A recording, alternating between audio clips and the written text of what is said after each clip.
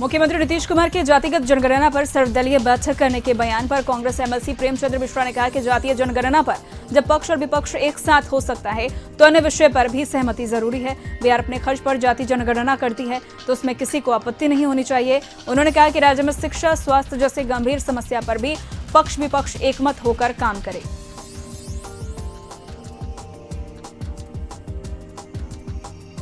बिहार में शराबबंदी कानून को लेकर छापेमारी अभियान तेज कर दिया गया है। आए दिन बिहार के हर जिलों से शराबियों की गिरफ्तारी हो रही है और शराब पकड़ी जा रही है।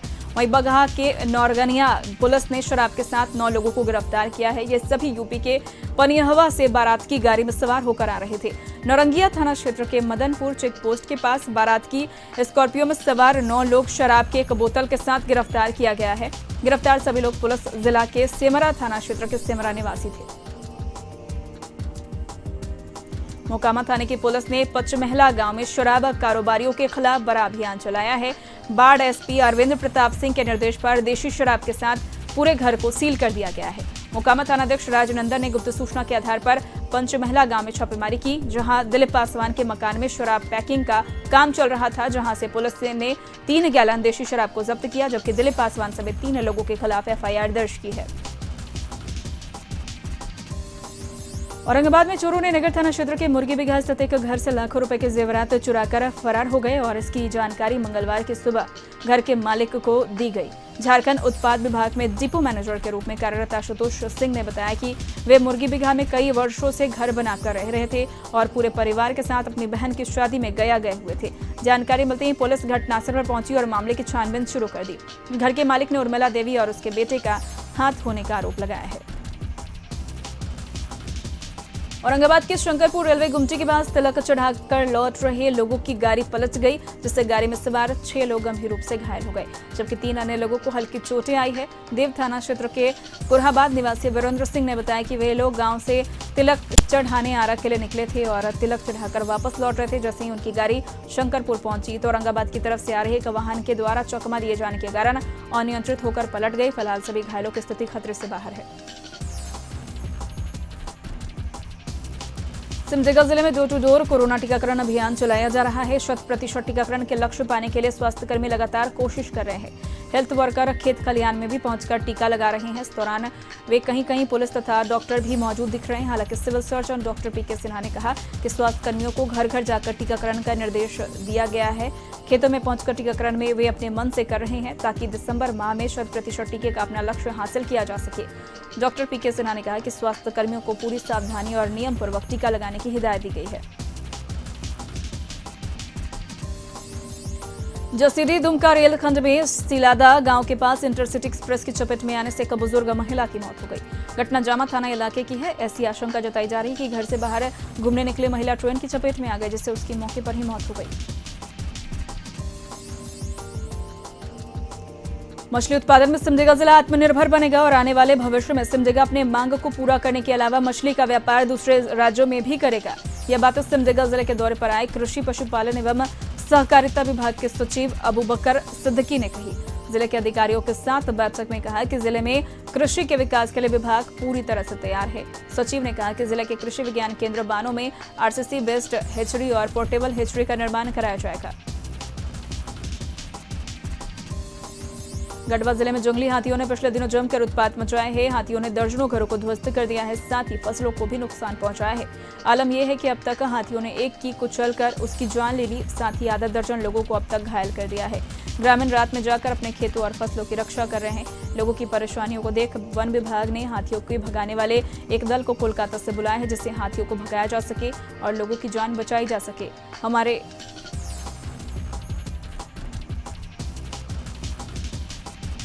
रांची के पिचौरिया थाना क्षेत्र में हुई चोरी के सामान को पुलिस ने बरामद कर लिया। इसके साथ ही पुलिस ने आरोपी इंजामुल को भी गिरफ्तार किया। थाने में चोरी की प्राथमिक दर्ज होने के बाद एसपी के निर्देश पर टीम गठित की गई। इसके बाद आरोपी की तलाश में छापेमारी की गई। पुलिस ने आरोपी के साथ चोरी की गई सामानों को भी बरामद कर लिया।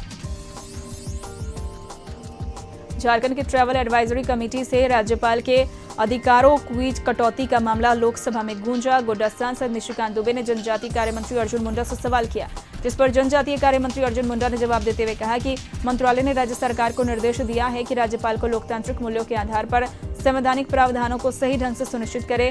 राज्यपाल के माध्यम से जनजातीय कार्य मंत्रालय और विधि मंत्रालय को जानकारी दी गई है कि बगैर अनुमति के पीएसी का गठन किया गया है। ऐसे में विधि मंत्रालय की सलाह है कि जिन मामलों में झारखंड की सरकार ने नीति अपनाई है फिर से राज्यपाल को भेजा जाए। गौरतलब है कि झारखंड में राज्य सरकार ने राज्यपाल को दूर रखते हुए ट्रैवल एडवाइजरी कमेटी का गठन किया है।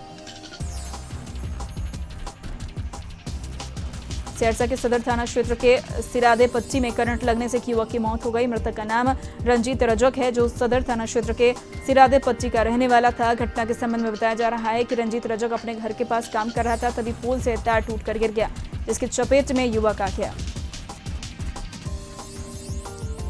सिरसा में पानी से भरे गड्ढे में डूबने से 5 वर्षीय बालक की दर्दनाक मौत हो गई। यह घटना कनरिया ओपी क्षेत्र धनुपुरा लहेरी मुसहरी गांव की बताई जा रही है। मृतक की पहचान पंकज सादा के 5 वर्षीय पुत्र के रूप में की गई है, जो धनुपुरा पंचायत के लेधरा मुसहरी गांव का रहने वाला था। घटना के संबंध में बताया जा रहा है कि खेलने के दौरान बच्चे का पैर फिसल गया और पानी भरे गड्ढे में जा गिरा, जिससे उसकी डूबने से मौत हो गई। मोतिहारी से एक सनसनीखेज वीडियो वायरल हो रहा है, जिसमें पूर्व विधायक के सामने ही बॉडीगार्ड ने एक युवक की बेरहमी से पिटाई कर दी। बताया जा रहा है कि वीडियो मोतिहारी के कचहरी रोड बरियारपुर के पास का है, जहां आरजेडी के प्रदेश उपाध्यक्ष रहे महेश्वर सिंह अपने स्कॉर्पियो गाड़ी पर सवार होकर कहीं जा रहे थे। इस बीच उनके गाड़ी के आगे एक युवक जा रहा था।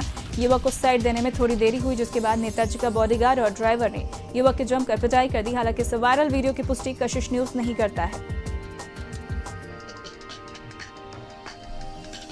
सिवान में बीती रात 2 अलग-अलग क्षेत्रों में सड़क दुर्घटना में 2 लोगों की मौत हो गई है। पहली घटना मुफस्सिल थाना क्षेत्र के मर्दापुर की है, जहां मर्दापुर में 2 बाइक आमने सामने टक्कर हो गई, जिसमें नगर थाना क्षेत्र के रहने वाले शुभम कुमार की मौत हो गई। वहीं दूसरी घटना एमएम नगर थाना क्षेत्र के एक बाइक सवार की मौत हो गई है। पुलिस ने पोस्टमार्टम कराकर शव को उनके परिजनों को सौंप दिया है। पूर्णिया के बायसी प्रखंड के चोपड़ा पंचायत के रिहिवा गांव की महिलाओं के अकाउंट से राशि गबन का मामला सामने आया है। इसको लेकर 30 पीड़ित लोगों ने बायसी थाने में मामला दर्ज कराया है, जबकि पूर्णिया के जिलाधिकारी राहुल कुमार ने बैंक से राशि निकासी की बात तो कही है। बैंक मैनेजर ने घटना के पीछे चुनाव के दिन बायोमेट्रिक में फिंगर के बाद खाते से राशि गायब होने की बात कही है। उन्होंने कहा कि आगे होने वाले 2 चरण के चुनाव के दौरान बायोमेट्रिक सिस्टम में जिला प्रशासन के टेक्निकल लोगों को रखा जाएगा, ताकि किसी तरह की कोई समस्या उत्पन्न न हो। बिहार के अपर पुलिस महानिदेशक विनय कुमार को पुलिस महानिदेशक के पद पर प्रोन्नति दी गई है। इस संबंध में गृह विभाग को अधिसूचना जारी कर दिया है। पदभार ग्रहण के साथ ही उन्हें आर्थिक लाभ दिया जाएगा।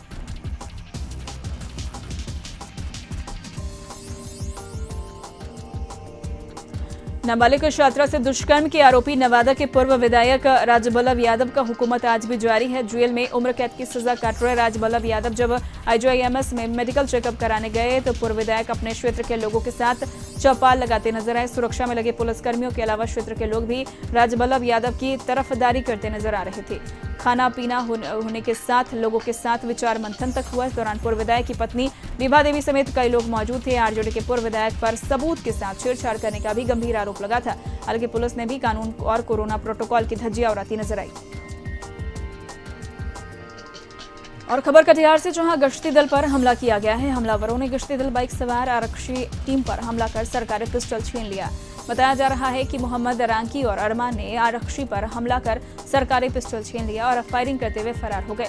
7 की संख्या में आए हमलावरों ने सहायक थाना क्षेत्र के ललियाही में गश्ती पर निकली टीम पर हमला कर दिया। पुलिस ने तत्काल कार्रवाई करते हुए हमलावरों की तलाश में जगह जगह पर छापेमारी की। पुलिस ने 2 हमलावरों को गिरफ्तार कर लिया है और सरकारी पिस्टल भी बरामद कर लिया। हाजीपुर के सराय थाना इलाके में आपसी विवाद को लेकर दोनों तरफ से कई राउंड गोली चली है। इस घटना में जहां गोली लगने से एक युवक की मौत घटनास्थल पर हो गई, वहीं एक को पटना के अस्पताल में भर्ती कराया गया है, जहां उसकी हालत नाजुक बताई जा रही है। बताया जा रहा है कि दोनों आपस में चचेरे भाई है और आपसी विवाद को लेकर घटना को अंजाम दिया गया। घटना के बाद पुलिस जांच में जुट गई है। दुमका जिला के जड़मुंडी प्रखंड के बरमसिया पंचायत में सरकार के द्वारा चलाए जा रहे आपके अधिकार आपकी सरकार आपके द्वार कार्यक्रम में जड़मुंडी विधायक सह कृषि मंत्री बादल पत्रलेख पहुंचे। मंत्री ने बहुत से ग्रामीणों की समस्याओं का ऑन द स्पॉट समाधान किया, जहां सैकड़ों लाभुकों को वृद्धावस्था पेंशन, श्रम कार्ड, केसीसी सहित अन्य योजनाओं का लाभ दिया गया। मधेपुरा पुलिस और एसटीएफ ने गुप्त सूचना के आधार पर 50,000 रुपए के इनामी कुख्यात अपराधी वीरेंद्र यादव सहित 3 अन्य अपराधियों को भी गिरफ्तार करने में सफलता हासिल की है। वीरेंद्र यादव मधेपुरा जिले के परमानंदपुर खिरखिरी गांव का रहने वाला है और उसका लंबा आपराधिक इतिहास भी है। इस बाबत मधेपुरा के एसपी योगेंद्र कुमार ने प्रेस वार्ता कर बताया कि वीरेंद्र यादव पर मधेपुरा जिले के विभिन्न थाना में 7 संगीन मामले दर्ज है और इनके साथ गिरफ्तार अन्य 3 अपराधियों के ऊपर भी लूट हत्या सहित कई संगीन मामले दर्ज है। पटना में मुख्यमंत्री की जनता का कार्यक्रम के दौरान एक बाइक पर सवार 3 लोग प्रतिबंधित क्षेत्र में घुस गए। जब पुलिसकर्मियों ने पकड़ने की कोशिश की तो सभी लोग भाग निकले, जिसके बाद पुलिसकर्मियों ने वायरलेस पर एक मैसेज फ्लैश किया, जिसके बाद राजेंद्र चौक के पास तीनों को पकड़ लिया गया। बिहार में शराबबंदी पर सीएम नीतीश कुमार काफी गंभीर दिख रहे हैं। गंभीरता इसलिए भी क्योंकि सोमवार को जनता दरबार में पहुंचे एक व्यक्ति ने सीएम नीतीश कुमार से कहा कि मेरे जमीन पर कुछ दबंग लोग कब्जा कर चुके हैं और उसी जमीन पर नेपाल से शराब लाकर बेचते हैं। विरोध करने पर मारपीट की धमकी देते हैं। समस्याएं सुन सीएम ने फरियादी से पूछा कि आपने थाने में शिकायत की है तो कार्रवाई क्यों नहीं है, जिस पर पीड़ित व्यक्ति ने कहा कि 16 नवंबर को समीक्षा बैठक के बाद वरीय पुलिस अधिकारियों के कहने पर जमीन से शेड गिरा दिया गया था और स्थानीय पुलिस ने कुछ लोगों को हिरासत में भी लिया था, लेकिन पैसे लेकर पुलिसकर्मियों ने सभी को छोड़ दिया और अब एक बार फिर दबंगों ने जमीन पर कब्जा कर शराब की बिक्री शुरू कर दी है। इतना कुछ सुनने के बाद सीएम नीतीश कुमार डीजीपी पर भड़क गए। उन्होंने तत्काल दोषी पुलिसकर्मियों पर कार्रवाई करने का आदेश दिया। कोरोना के नए वेरिएंट को लेकर पूरे देश में अलर्ट है, तो वहीं डिप्टी सीएम तारकिशोर प्रसाद ने कहा कि सरकार इस पर गंभीरता से नजर बनाई हुई है। उन्होंने लोगों से सावधानी बरतने की अपील की है।